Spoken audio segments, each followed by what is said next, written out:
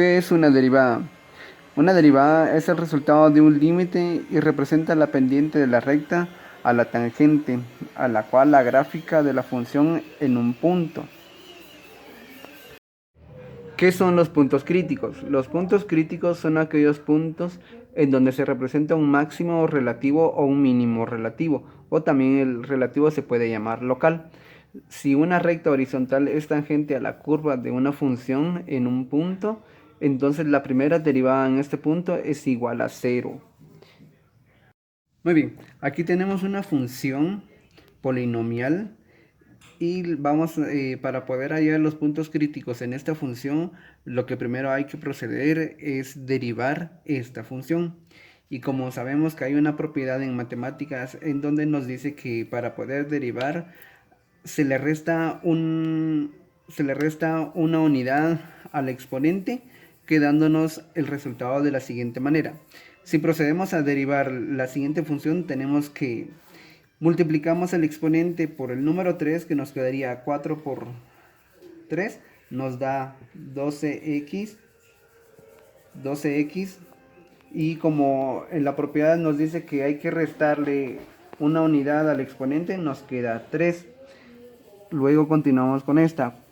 4 por 3 nos queda 12x, y también a este exponente al cubo le restamos 1, lo que nos queda 2 menos 12.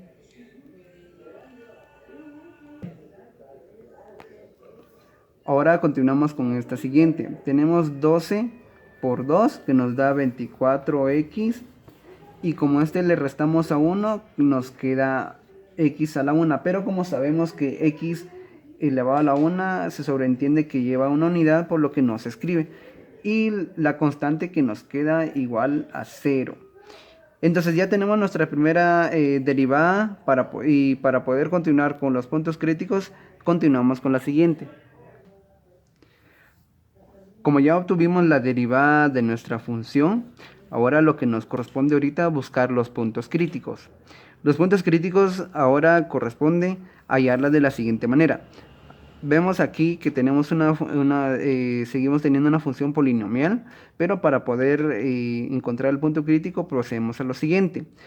Tenemos que buscar un factor común en la que encierre todo este procedimiento para que nos quede solo uno. Y vemos que el 12 lo tenemos en los dos términos, y también es divisible en el tercer término, que es 24. Entonces también tenemos la x en los tres términos, por lo que es también un factor común.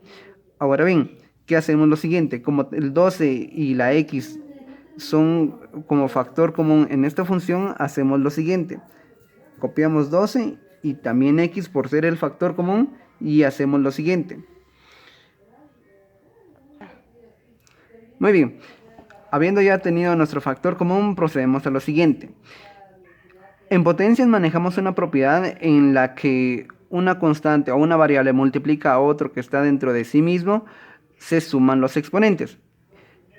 En este caso solo multiplicamos 12x por 12 por x al cuadrado. ¿Por qué x al cuadrado? Porque a la hora que multiplicamos 12 por 1 nos da 12, y x por x al cuadrado nos da x al cubo, que es la que nos da la referencia del factor común en la función derivada. Continuamos con la siguiente. 12x tenemos aquí, solo copiamos la x, porque a la hora que multiplicamos 12x nos da 12, y x por x nos da x al cuadrado, y aquí solo lo multiplicamos por 2, porque a la hora que nosotros multiplicamos 12 por 2 nos da 24, y copiamos nada más la x. Ahora ya tenemos ahorita todo despejado. ¿Qué procedemos a lo siguiente? Nivelamos esto a 0, porque lo que pretendemos ahorita es buscar nuestro punto crítico.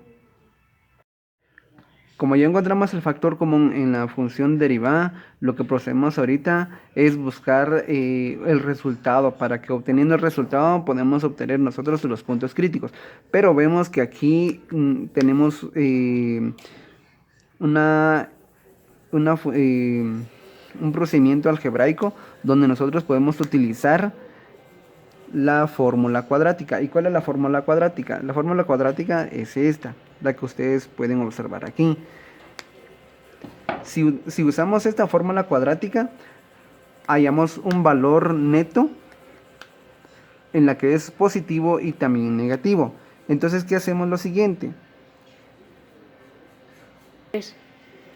Nosotros podemos utilizar una fórmula cuadrática para poder resolver esto. O también se puede proceder de la siguiente manera. Buscar un número que a la hora de multiplicarlo nos dé 1 y a la hora de restarlo nos dé...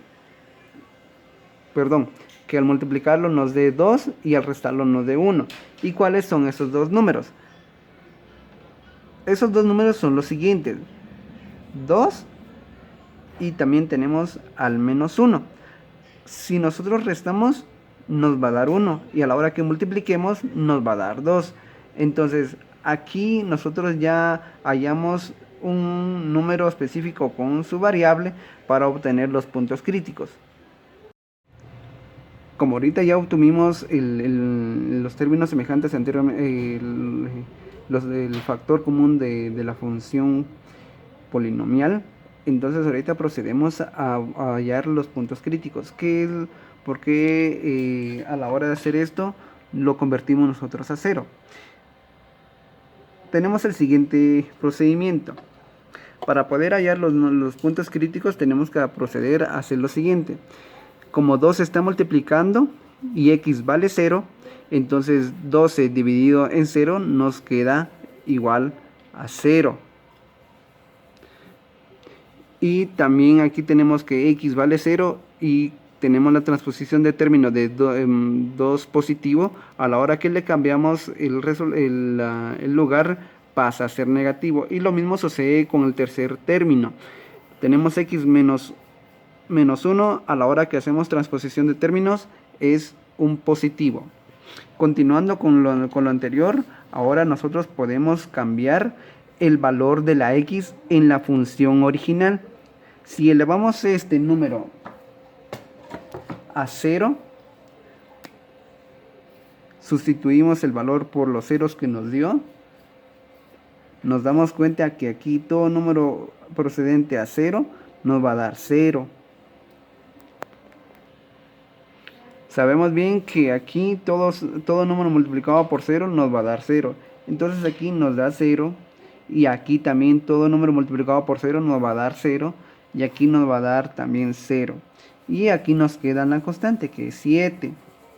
Si nos damos cuenta, todo este número, 0 más 0 más 0 más 7, nos va a dar 7. Muy bien, en el primer término nosotros evaluamos que en la función 0 y todo nos dio, a la hora de proceder, nos dio 0 más la constante que fue de 7 y obtuvimos un valor de 7. Ahora vamos a evaluar el segundo término, que es menos 2 negativo, para saber cuánto nos da. Ya tenemos la función despejada. En esta función vamos a evaluar el segundo término para hallar el punto crítico, que es menos 2, como se había expuesto anteriormente. Para la transposición del 2 positivo nos da 2 negativo. Entonces, si sustituimos el valor de 2 negativo, tenemos la siguiente. Sustituimos los siguientes valores en los espacios del paréntesis y nos da la siguiente. Si multiplicamos este procedimiento por menos 2, nos va a dar 48. Más... nos va a dar menos 32. Menos 32. Aquí a la hora de operar nos va a dar más 48. Y aquí nos va a dar más 7 por la constante que tenemos de aquí. Esto, para simplificar el tiempo, nos dio este procedimiento que tenemos aquí. Muy bien.